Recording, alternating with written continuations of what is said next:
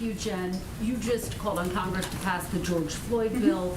President Biden did, Vice President Harris did the same last night, said it's a key priority. Why should people have confidence that President Biden will be able to win over Republican support for the George Floyd bill when he hasn't been able to do so on his other legislative priorities?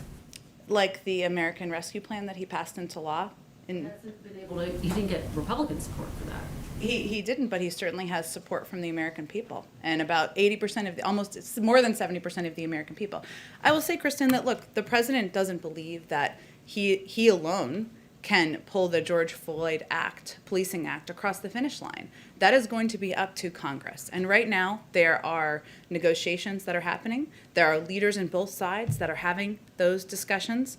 The president obviously advocated, as you alluded to, last night in remarks he delivered after the verdict.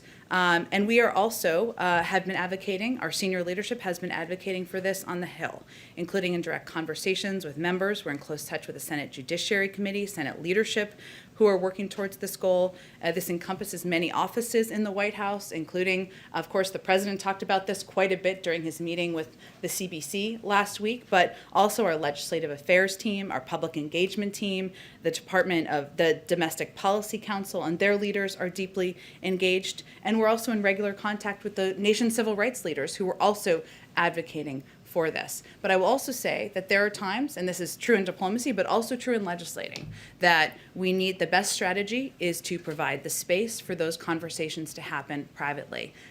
And that's part of our objective. I understand you're citing the fact that public polling showed there was bipartisan support for ARP, but in order to get the George Floyd bill passed, you need 60 votes. So I guess the question is, why should people have faith that the president will be able to get 60 votes to get the George Floyd bill passed? Well, I think what I was trying to convey, but let me try again, is that the president alone cannot pass the George Floyd Justice in Policing Act into law. How does he see his role in getting the George Floyd bill passed? Well, his role is to work with leaders in Congress, as he has, being in touch with leaders in Congress in the Senate and House, also having a discussion with members of the Congressional Black Caucus, many of whom are playing important and prominent roles in getting this legislation across the finish line.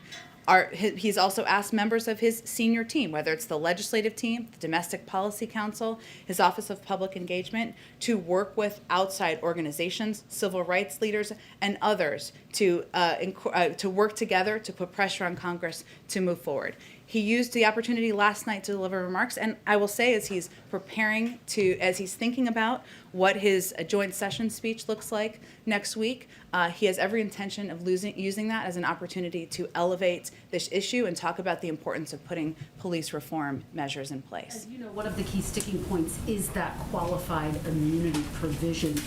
Is the president willing to compromise on qualified immunity? Would he back a bill that didn't include qualified immunity? Well, again, I think the stage we're in now is that leaders on the Hill need to have discussions among themselves about where they can find agreement. And often those discussions, just like it is the case in diplomacy, the best strategy, the most effective strategy is to allow for space for those conversations to happen privately. Once they come to agreement, and we're certainly hopeful they'll do that, we'll have to take a look at what that looks like. Oh, go ahead. Go ahead, Thank you, Kristen. Jen. Just to follow up from the other Kristen's line of question. Sure. Kristen's in the front row. I know. You're laughing about that.